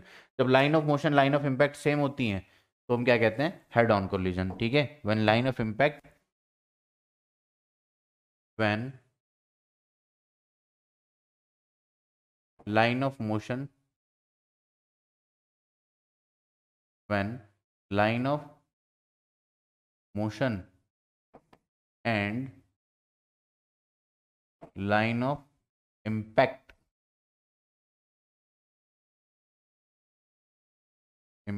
are same।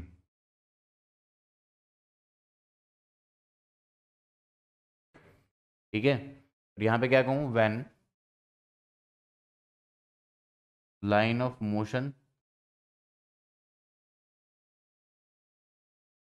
and line of impact are different. ठीक है, तो क्या है, ऑब्लिक कोलिजन। समझ में आई बात? समझ में आनी ही चाहिए भाई, और क्या ही कर सकते हैं, समझ में आना ही पड़ेगा भाई, समझ में आना ही पड़ेगा भाई। ठीक है, तो line of motion, line of impact अगर सेम है तो उसको हम क्या कहते हैं, हेड ऑन कोलिजन कहते हैं। ठीक है, और अगर डिफरेंट हो, आर सेम, तो उसको क्या कहेंगे, हेड ऑन। समझ में आ गई बात, हेड ऑन कोलिजन, और इसको क्या कहेंगे, ऑब्लिक कोलिजन। बढ़िया। तो इतनी बातें समझ में आ गई हैं, तो कोलिजन को पढ़ ही ना लिया जाए।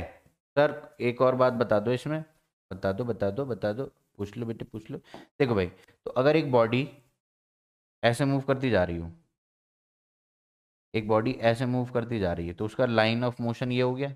और एक दूसरी बॉडी है, दूसरी बॉडी है वो ऐसे मूव करती भी आ रही है, ऐसे कहीं ना कहीं है इसी के, मतलब अगर इसी, ये इधर चलती रही और ये इधर चलती रही तो टकरा जाएंगी। तो ठीक है, हमें कोई दिक्कत नहीं है, इसको पकड़ो और इसको ऐसे लेके जाओ।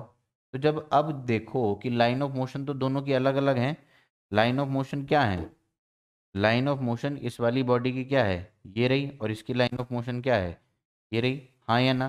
तो दोनों की जो लाइन ऑफ मोशन है वो क्या है, अलग अलग हैं। लेकिन जो टकराने वाली बात है, जो नॉर्मल फोर्सेस एक दूसरे पे आएंगी, क्या वो इस लाइन के अलोंग ही आएंगी, जिस लाइन पे अलोंग वो एक दूसरे पे नॉर्मल फोर्सेस लगा रहे होंगे? बात समझ में आ गई क्या?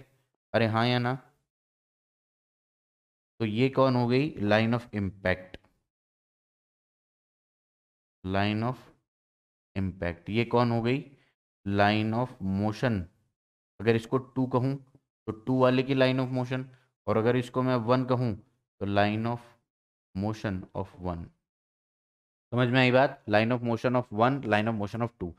तो अगर ये सेम हो जाती हैं तो हेड ऑन कोलिजन, अगर ये सेम नहीं होती तो ऑब्लिक कोलिजन। इसको भी हम क्या कहेंगे, ऑब्लिक कोलिजन, जब लाइन ऑफ मोशन और लाइन ऑफ इम्पैक्ट सेम ना हो, किसी एंगल पे हो एक दूसरे के साथ। ठीक है, line of impact, line of motion. चलो, तो नंबर आ चुका है भैया कोलिजन का। अब कोलिजन पढ़ने की बारी है, कोलिजन को समझेंगे, कोलिजन क्या है। सवालों की टेंशन ना लो, सवाल जितने भी हैं मैं करवाऊंगा, अलग से वीडियो दे दूंगा, परेशान मत हो। चलो भैया, पढ़ते हैं कोलिजन के बारे में बाबा, समझ में आएगा कि कोलिजन क्या है। तो कोलिजन क्या है, जब दो बॉडीज, दो अलग अलग बॉडीज एक पोजीशन के लिए एक टाइम पे फाइट करें, कहें कि मुझे यही पोजीशन चाहिए। अगर दो अलग अलग बॉडीज एक पोजीशन के लिए एक ही टाइम पे फाइट करें तो दिक्कत है। समझ में आई बात? तो उसी को क्या कहते हैं, कोलिजन कहते हैं। When the two bodies are having same coordinates at a time. भाई मैं हूं इस पोजीशन पे खड़ा हूं, आप कहो नहीं मुझे यही पोजीशन चाहिए, मैं मतलब जो भी टाइम हो रहा है इस वक्त मैं यहां पे खड़ा हूं, आपको इस टाइम पे यही पोजीशन मुझे भी चाहिए, तो भाई ठीक है मेरे सर पे आके बैठ जाओ।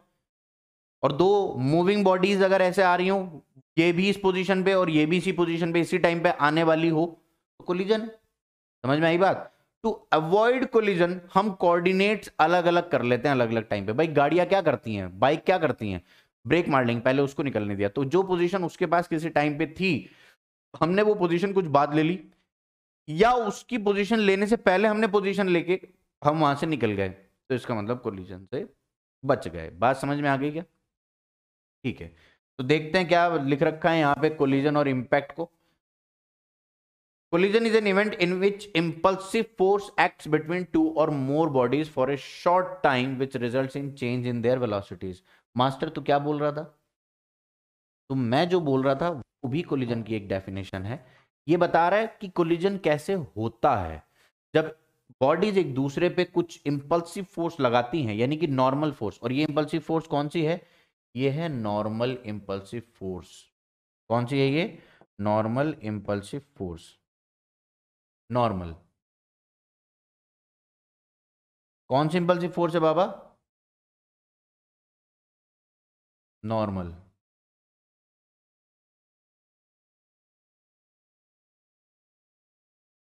नॉर्मल इंपल्सिव फोर्स जब बहुत थोड़े टाइम के लिए आती हैं एक दूसरे पे लगाती हैं वो इंपल्सिव फोर्स, तो वो क्या हो जाती है, वहां पे क्या हो जाता है, वेलोसिटी में बहुत जबरदस्त चेंज आता है, और वही चेंज क्या है, कोलिजन। मोमेंटम में जो चेंज आ रहा है वही क्या है, कोलिजन है, कि मोमेंटम में चेंज आया इंपल्सिव फोर्स की वजह से। और यहाँ पे क्या मैं कह सकता हूं, when the two bodies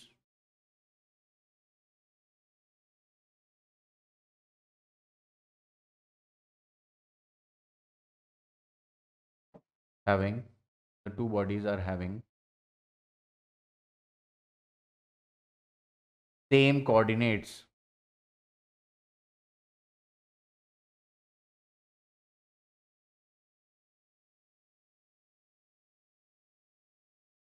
same coordinates at same time,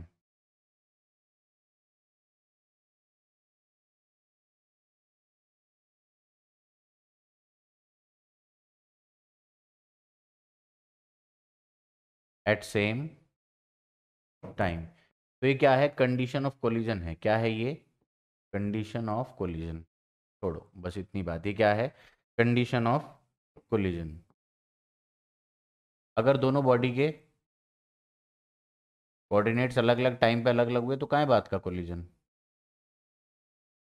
ये वाली बात भी समझ में आ गई और ये वाली बात भी समझ में आ गई। नेक्स्ट,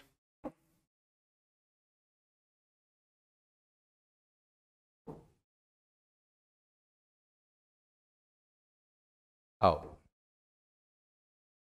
एक नोट है आपके लिए यहाँ पे। नोट क्या है, इन अ कोलिजन पार्टिकल्स में और may not be in physical contact. जैसे कि दो मैग्नेट, अगर एक मैग्नेट दूसरे मैग्नेट की तरफ भाग के गया तो दोनों के नॉर्थ पोल एक दूसरे पे एक इंपल्सिव फोर्स लगाएंगे और वहीं से टच भी ना होंगे और ऐसे ही चले जाएंगे। बात समझ में आई क्या।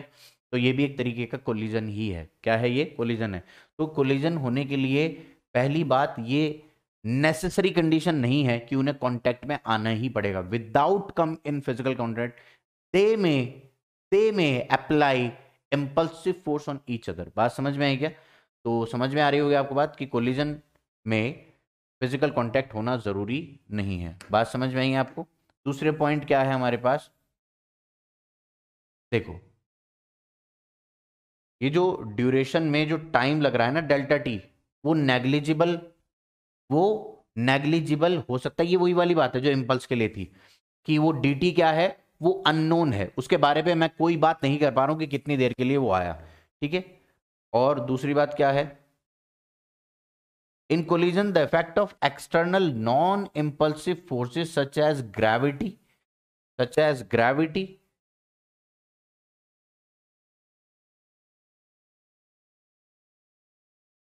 दूसरा पॉइंट था। हाँ जी, कह रहा है कि उन फोर्सेस को कंसीडर ना करो उस छोटे से टाइम में। In collision the effect of external non impulsive forces, मैंने कहा ना कि ग्रेविटेशनल फोर्स और स्प्रिंग फोर्स ये क्या होती हैं, नॉन इंपल्सिव। ये टाइम लेती हैं, लगती रहती हैं, ऐसा नहीं है कि आई और गई। तो क्या कह रहा हूं कि इनका इफेक्ट, इनका इंपैक्ट हम कोलिजन के दौरान या उस इंपल्सिव फोर्स के दौरान नेग्लेक्ट कर देते हैं। रीजन कि ये मैग्नीट्यूड में उसके मैग्नीट्यूड के कंपैरिजन, इंपल्सिव फोर्स के मैग्नीट्यूड कंपैरिजन इनका मैग्नीट्यूड बहुत कम होता है, इसलिए हम क्या करते हैं, इनको कंसीडर ही नहीं करते। In collision the effect of external non impulsive forces such as gravity are not taken into account as due to small duration of collision average impulsive force responsible for collision is much larger than external forces acting on the system. कि वो बहुत बड़ी हैं as compare to these forces, gravitational force इनके comparison वो बहुत बड़ी हैं। तो क्या कह रहा है, these forces are so large as compare to other external forces acting either of the bodies that the effects later can be neglected. मतलब उनके इफेक्ट नेग्लेक्ट कर दो, उनका अकेला इंपल्सिव फोर्स का अकेले का ही इंपैक्ट इतना ज्यादा होता है कि बाकी फोर्स जितनी भी हैं उनका इंपैक्ट बहुत कम होता है। तो समझ में आई बात, सही लगा लो। सही लगाने के मतलब उड़ा दो। यहां पर मैं आपको छोटी छोटी सी कुछ और बात बता रहा हूं कि यार एक जो ड्यूरेशन है वो इतना छोटा होता है कि आपको सिर्फ और सिर्फ before and after he consider करना पड़ेगा। बिफोर एंड आफ्टर को ही स्टडी करना पड़ता है। वही वाली बात यहां लिखी है, the duration of the interaction is short enough कि हम पढ़ पाए उस छोटे से टाइम में। तो हम क्या करते हैं, उसका इफेक्ट स्टडी कर लेते हैं, उसको स्टडी करने की बजाय उसका इफेक्ट स्टडी कर लेते हैं, ठीक है, just before and after the event, क्योंकि वही कंसिडरेबल होता है। फिर उसके बाद क्या कह रहे हैं कि ड्यूरेशन जो इम्पैक्ट है वो बहुत छोटा हो सकता है, 10⁻⁻23 सेकेंड से लेके 10⁻⁻23 सेकेंड से लेके, और मतलब जो एलिमेंट्री पार्टिकल्स हैं वो एक दूसरे के साथ इंटरेक्ट करते हैं बहुत कम टाइम में, बहुत कम टाइम, मतलब 10⁻⁻23 सेकेंड। आप सोच रहे हो कितना छोटा है ये इंटरवल, इतने कम टाइम में वो एक दूसरे के साथ इंटरेक्शन करके हो जाते हैं। बात समझ में आई क्या? और यह दो गैलेक्सीज आपस में कोलाइड कर रही हूं, कोलिजन टाइम इतने 10⁻⁻23 से लेके 10⁻⁻23 से लेके मिलियंस ऑफ ईयर्स भी हो सकता है। इस कॉन्टेक्ट टाइम पे हम बहुत बात नहीं कर सकते, लेकिन हां हम क्या करते हैं, उस ड्यूरेशन के बाद जो हुआ और उस ड्यूरेशन से पहले जो था उन दोनों को कंसीडर कर लेते हैं, उन दोनों को कंपेयर कर लेते हैं, तो हमें क्या मिल जाता है, वो पूरा चेंज इन मोमेंटम मिल जाता है, वो पूरा इंपल्सिव इफेक्ट हमें मिल जाता है। क्या आपको मेरी बात समझ में आ रही है? ठीक है, तो ये इतना छोटा हो सकता है 10⁻⁻23 से लेके 10⁻, समझ में आई बात? बहुत मिलियंस ऑफ ईयर्स तक भी हो सकता है। और यहां पर एक बात क्या है कि हम जो डेली लाइफ में हम देखते हैं, जो कोलिजन्स हम देख रहे हैं, वहां पे जो क्या टाइम जो लगता है वो होता है 10⁻³ सेकंड के ऑर्डर का। कितने सेकंड के ऑर्डर का? 10⁻³ ये 10⁻³ दिख रहा है आपको? माइनस दिखना ही चाहिए भाई, काम करेगा। 10⁻³ सेकंड, और ये क्या है 10⁻⁻23 सेकंड। बात समझ में आई क्या? इंपॉर्टेंट तो नहीं है ये बात, बस एक नॉलेज के लिए काफी है कि जो कांटेक्ट टाइम है, जो कोलिजन के लिए टाइम है, वो कितना भी हो सकता है। आप उसके बारे में दिमाग ना लगाएं, बस आप इफेक्ट को स्टडी करें बिफोर एंड आफ्टर। समझ में आई आपको बात? तो चलो बात करते हैं कि कोलिजन में क्या हो रहा होता है, कोलिजन को हम स्टडी करते हैं। आ जाओ,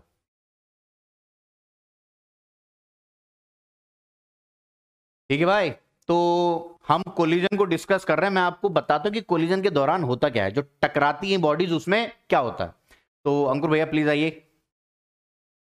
तो अंकुर भैया का फाइनली दोबारा आगमन हुआ, फिजिक्स वाला भाई। मेरी बात सुनो अंकुर भाई, अभी हमें क्या करना है, दो बॉडीज बन के दिखाना है और वो कोलाइड कर रही हैं, कुछ ऐसी बात है, ठीक है? तो बॉडी बन जाते हैं, आप भी ऐसे बॉडी बन जाओ। ये बॉडी का सरफेस है और एक ये वाली बॉडी का सरफेस है। जैसे मैंने आपको बताया था ना कि ये दो बॉडीज आपस में, हाँ ये रहा, ये दो बॉडीज आ रही हैं, तो हम दोनों ऐसे चलते हुए आएंगे और टकराएंगे, ठीक है भाई? हम टकराते हैं, तो ये भी चलते हुए, ये भी चलते हुए। अब क्या हो, डिफॉर्म हो रहे, डिफॉर्म हुई बॉडी, क्या हुई, डिफॉर्मेशन दिख रहा है आपको? हम ऐसे थे, ये बॉडी के सरफेस हैं, लेकिन जब पास आ रहे हैं तो क्या डिफॉर्मेशन स्टार्ट हुआ, टकराने पे डिफॉर्म हो गई बॉडी। तो एक मोमेंट आता है जब डिफॉर्मेशन मैक्सिमम हो जाता है, डिफॉर्मेशन होना शुरू हुआ और वो डिफॉर्मेशन होते होते होते होते मैक्सिमम हो जाता है, उसके बाद फिर बॉडीज अपने सरफेस को रिफॉर्म करती हैं। देखो कैसे कि ये दो बॉडीज हैं, ये जब आपस में टकराना शुरू हुआ तो बॉडीज डिफॉर्म हुई। अब जब रिफॉर्म होंगी तो रिफॉर्म होंगे, अब वेलोसिटीज में चेंज आया कि नहीं आया?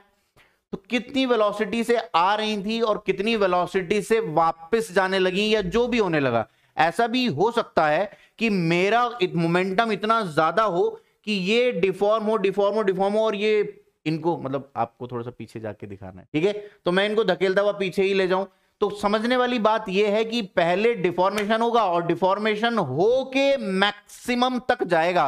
वो डिफॉर्मेशन जब मैक्सिमम हो जाएगा उसके बाद बॉडीज रिफॉर्म होना शुरू करेंगे। क्या आपको मेरी बात समझ में आई? बहुत शानदार। तो यही बातें हमें यहां पे कोलिजन में लिखनी है कि, थैंक यू अंकुर भैया जी, बहुत बहुत शुक्रिया। तो ये है कोलिजन। जस्ट बिफोर कोलिजन क्या है, दो बॉडीज चल रही हैं, एक u1 वेलोसिटी से चल रही है, एक u2 से। अब पीछे वाली जो बॉडी है उसको ज्यादा वेलोसिटी से चल के आना पड़ेगा, तभी तो कोलाइड करेंगी। अरे हाँ या ना? तो u1 is greater than u2, हाँ या ना? तो टकराएंगी तभी। अगर आगे वाली ही तेज भागती चलेगी तो कहीं बात का टकराव। अब कोलिजन के दौरान समझो क्या हो रहा है, वही जो अभी समझाया कि जैसे ही बॉडीज आपस में कांटेक्ट में आती हैं तो दोनों एक दूसरे को दबाने की कोशिश करती है।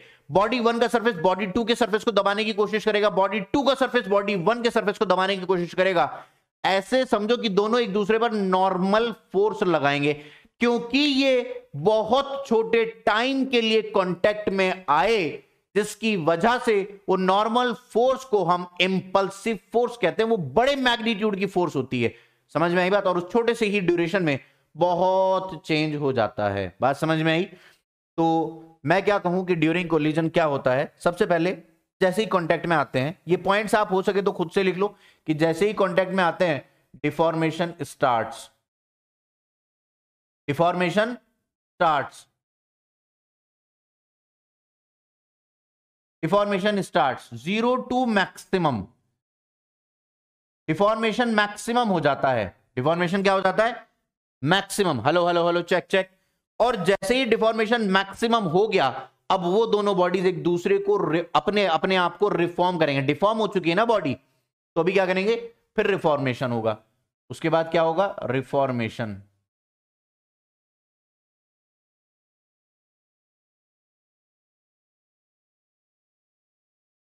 तो जो ये रिफॉर्मेशन है, ये 0 से मैक्सिमम, मतलब ये 100% रिफॉर्म हो भी सकता है और नहीं भी। अरे जरूरी थोड़ी टकराने के बाद दोनों अपनी नॉर्मल स्टेट में आ जाए, क्या पता एक बॉडी में थोड़ा सा डबका अंदर की तरफ कोई गड्ढा पड़ जाए। अरे कार होती है, टकराती है, तो क्या कोलिजन का इंपैक्ट एक दूसरे पे दिखता नहीं? क्या दिखता है? तो वो ही बात कर रहा हूं कि रिफॉर्मेशन। और एक रबर बॉल, जिसको आप क्रेजी बॉल भी बोलते हो, कुछ क्या बोलते हो, तो जो टकराती है अपने सरफेस को पूरा रिफॉर्म कर लेती है। समझ में आई बात? और कोई ऑब्जेक्ट हो, आटे का पेड़ा, आटा को ऐसे गूंदो, उसका एक पेड़ा लो और उसको ऐसे ऊपर से छोड़ दो, तो जहां गिरेगा वो ठस से हो जाएगा। प्लास्टिक की बॉल लो, जब आपने उसको इतनी ऊपर से छोड़ा, वो सरफेस पे जाके टकराई, तो पता क्या होगा? ये है सरफेस, सरफेस ऑफ बॉल। दिख रहा है क्या? हाँ दिख रहा है। तो ये सरफेस पे जैसे जाके टकराएगा तो डिफॉर्म हुआ, डिफॉर्म हुआ, डिफॉर्म हुआ, फिर वापस से रिफॉर्म होकर ऊपर उठती है बॉल। तो बात समझ में आई क्या कि डिफॉर्मेशन और फिर रिफॉर्मेशन। रिफॉर्मेशन 100% हो भी सकता है और नहीं भी।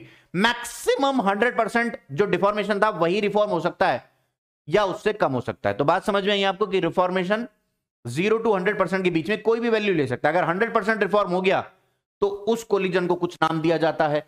100% कुछ भी रिफॉर्म नहीं हुआ, 0% रिफॉर्मेशन, जैसे कि आटे का पेड़ा, जहां गिरा जितना डिफॉर्म हो गया था हो गया, उसने अपने आप को रिफॉर्म नहीं किया, इस कोलिजन का भी एक नाम है।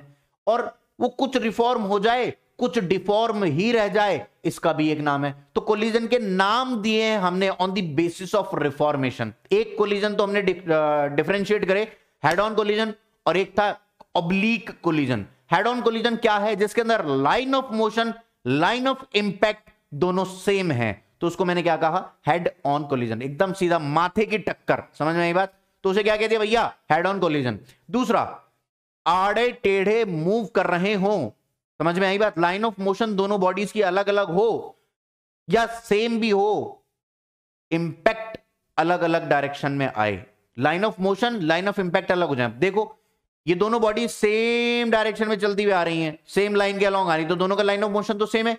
लेकिन जब ये टकराएंगी तो क्या इस लाइन के अलॉन्ग, इस लाइन के अलॉन्ग, इस लाइन के अलॉन्ग इंपैक्ट जा रहा है? ऐसे आ रही थी, टकरा के ऐसे चली गई, समझ में आई बात? तो जो लाइन ऑफ इंपैक्ट है वो अलग है, लाइन ऑफ मोशन अलग है। तो ऐसे वाले मोशन को हमने क्या कहा? Oblique collision. फिर मैंने कहा कि बॉडीज डिफॉर्म हो रही हैं और फिर रिफॉर्म हो रही हैं, उस रिफॉर्मेशन की परसेंटेज के बेसिस पे मैंने कोलिजन को अलग अलग नाम दे दिए। एक अगर 100% रिफॉर्म हो गई उसको अलग नाम दिया, 0% रिफॉर्म हुई, कुछ भी रिफॉर्मेशन नहीं हुई, उसको एक अलग नाम दे दिया, बीच में कुछ कुछ रिफॉर्म कुछ डिफॉर्म, उसको एक अलग नाम दिया। तो पढ़ लेते हैं। Contact surface of both the balls are deformed till the velocity of the balls become equal. मतलब जिस वक्त मैक्सिमम डिफॉर्मेशन होता है उस वक्त दोनों ऑब्जेक्ट सेम वेलोसिटी से चल रहे होते हैं। तो डिफॉर्मेशन 0 से मैक्सिमम गया, उसके बाद रिफॉर्मेशन स्टार्ट हुआ। समझ में नहीं आया? मैक्सिमम, और ये क्या है? Maximum deformation. तो जो मैक्सिमम डिफॉर्मेशन वाला इंस्टेंट है, आपको उसको समझना पड़ेगा कि वो है सेम वेलोसिटी उस वक्त एट मैक्सिमम डिफॉर्मेशन। मैं लिख देता हूं यहां पे,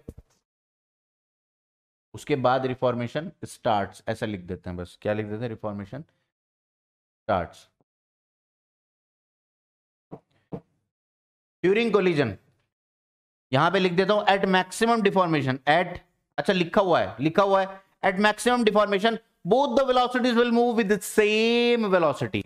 अब जब रिफॉर्मेशन होना शुरू होगा, समझना मेरी बात को, कि इसके ऊपर नॉर्मल आया इधर की तरफ और ये इधर की तरफ ही मूव कर रहा था, तो ये और तेजी से मूव करने लगेगा। इसकी इधर की तरफ ही वेलोसिटी थी इसकी इनिशियल, इधर की तरफ ही नॉर्मल आ गया इसके ऊपर, तो क्या होगा, इसकी वेलोसिटी बढ़ जाएगी। और जो पीछे चलता हुआ आ रहा था, जब कोलाइड करेगा, क्या नॉर्मल पीछे की तरफ आएगा, वेलोसिटी आगे की तरफ थी, तो क्या इसकी वेलोसिटी घट जाएगी। तो क्या वेलोसिटीज में चेंज आया या नहीं आया? तो ड्यूरिंग कोलिजन बातें अलग हैं, कोलिजन से पहले बातें अलग हैं, कोलिजन के बाद बातें अलग हैं। कोलिजन से पहले वो जितनी वेलोसिटी से आ रहे थे उसके बेसिस पे दोनों आपस में टकराते वक्त वो डिफॉर्मेशन मैक्सिमम होने लगा। जिस वक्त डिफॉर्मेशन मैक्सिमम हुआ उन दोनों की वेलोसिटी सेम हुई। लेकिन उसके बाद जब रिफॉर्मेशन स्टार्ट हुआ तो एक बॉडी को इधर और एक बॉडी को इधर, दोनों को ऑपोजिट डायरेक्शन में धक्का मिला, जिसकी वजह से उनकी वेलोसिटीज में चेंज आना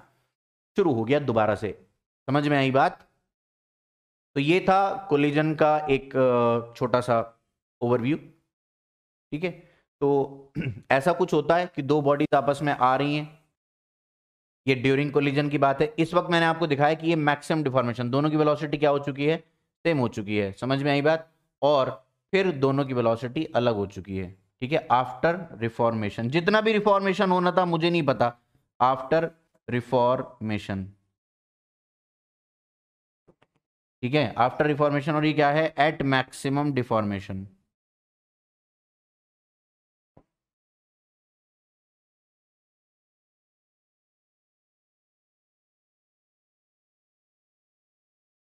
एट मैक्सिमम डिफॉर्मेशन। और ये क्या है, बिफोर कोलिजन।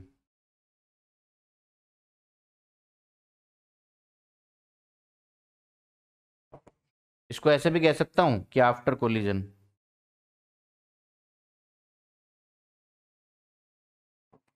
इसको क्या कह सकता हूं, आफ्टर कोलिजन। बात समझ में आई आपको? तो ये है बात। अब कोलिजन मैंने कहा ना कि कितना रिफॉर्म होगा कितना नहीं, इसके बेसिस पे मैंने अपने कोलिजन को अलग अलग नाम दे दिया।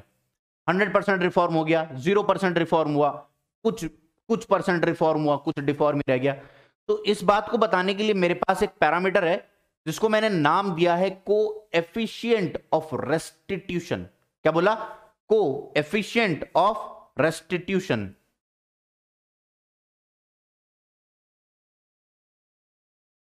तो रेस्टिट्यूशन का मीनिंग ही कुछ ऐसा है कि जिसमें आपको यह बताया जाए कि कितना रिफॉर्मेशन हुआ है, अमाउंट ऑफ रिफॉर्मेशन या अमाउंट ऑफ रिस्टोरेशन। क्या कहूं, अमाउंट ऑफ रिफॉर्मेशन,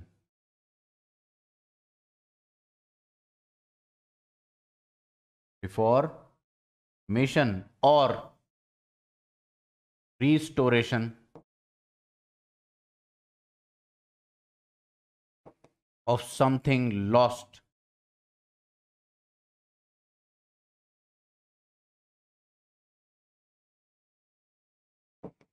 कोई चीज अगर खराब हो जाए वो कितना रिस्टोर हो पाई, इस पैरामीटर, इस बात को बताने के लिए जिस पैरामीटर का हम इस्तेमाल करते हैं उसका नाम है रेस्टिट्यूशन। समझ में आई बात? तो coefficient of restitution, lost, something lost. तो यही बात लिखी है यहां पे, amount of reformation with respect to amount of deformation. अगर डिफॉर्मेशन जितना हुआ उतना ही रिफॉर्मेशन हो गया तो ई की वैल्यू हो जाएगी 1। जितना डिफॉर्मेशन हुआ था उतना ही रिफॉर्मेशन अगर हो जाए तो ई की वैल्यू हो जाएगी 1। जितना डिफॉर्म हुआ डिफॉर्म ही रह गया, 0% रिफॉर्मेशन, तो ई की वैल्यू क्या हो जाएगी, 0। इसको मैंने अलग अलग नाम दिए हैं कोलिजन को, तो देख लेते हैं जल्दी से। मेन तो मुझे यही है, ये फिजिकल है ई का जो लिखा, amount of reformation divide by amount of deformation.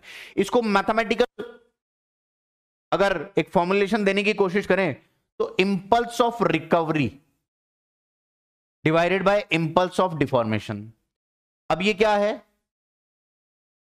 F repulsive, यहां पे एफ आएगा, एफ रिपल्सिव इंटू टी, और यहां पे क्या आएगा, एफ डिफॉर्मिंग, एफ डिफॉर्मिंग, जो डिफॉर्मिंग फोर्स है, कौन है, डिफॉर्मिंग फोर्स। सही कर देते हैं इसको।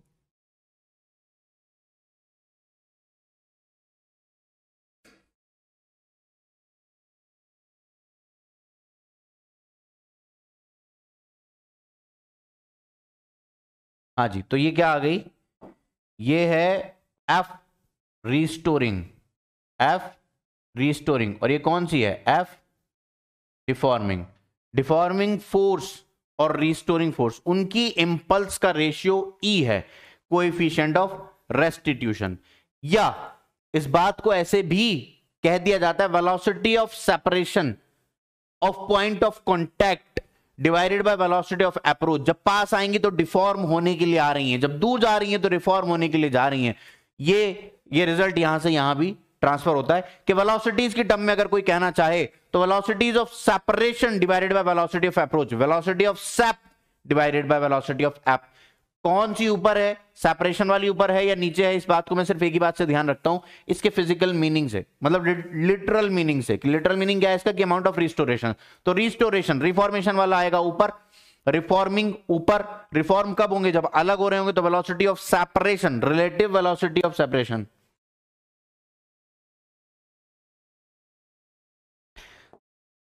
Velocity of separation divided by velocity of approach.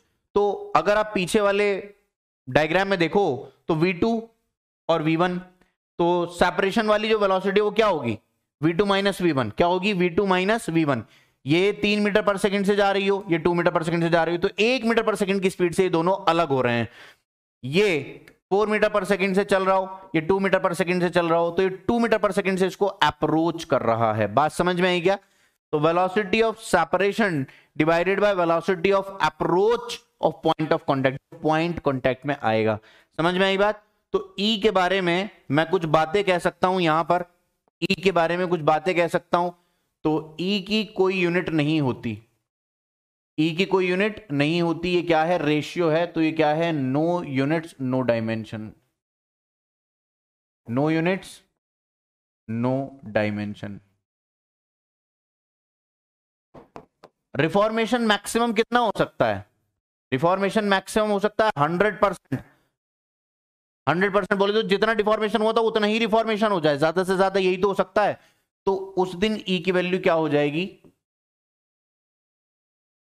For 100% reformation ई की वैल्यू क्या हो जाएगी, 1। ई की वैल्यू क्या हो जाएगी, 1। For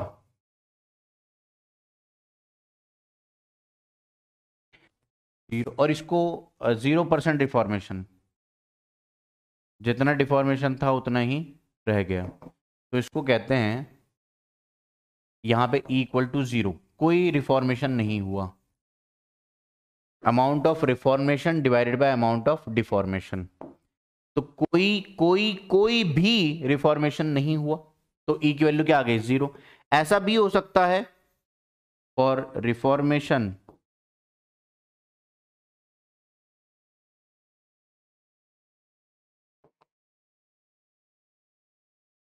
less than 100% but greater than 0%। इसमें क्या है, ई की वैल्यू लेस देन 1 हो सकती है, ग्रेटर देन 0 हो सकती है। तो इनके नाम है, इनके नाम है, ध्यान से सुनना। जब ई की वैल्यू 1 है, टकराते ही अलग 100% रिफॉर्मेशन के साथ, टकराने के बाद अलग हो जाना 100% रिफॉर्मेशन के साथ, तो इसे कहते हैं परफेक्टली इलास्टिक। इसे क्या कहते हैं, परफेक्टली इलास्टिक। ई की वैल्यू 0, कुछ रिफॉर्मेशन नहीं हुआ, परफेक्टली इन इलास्टिक, नाम दिया हुआ है, पर इलास्टिक वही, जैसे इलास्टिक, और ये क्या है, नाम दिया है बाबा, ज्यादा दिमाग नहीं लगाना, इन इलास्टिक।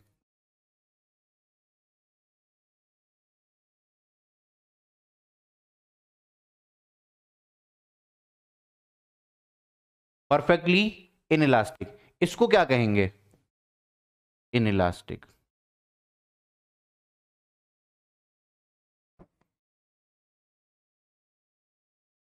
कोलिजन के नाम दिए गए हैं ऐसे ऐसे करके, परफेक्टली इलास्टिक, परफेक्टली इनइलास्टिक, और ये क्या है? इनइलास्टिक। ठीक है बाबा, तो कुछ मोमेंटम कंजर्वेशन के सवाल, कोलिजन के सवाल और कोलिजन का टॉपिक लास्ट वीडियो रहेगी। इससे अगली वीडियो जो आएगी मैं आज ही कंप्लीट करने की सोच रहा था, लेकिन टाइम लग जाएगा, तो आज इतना ही।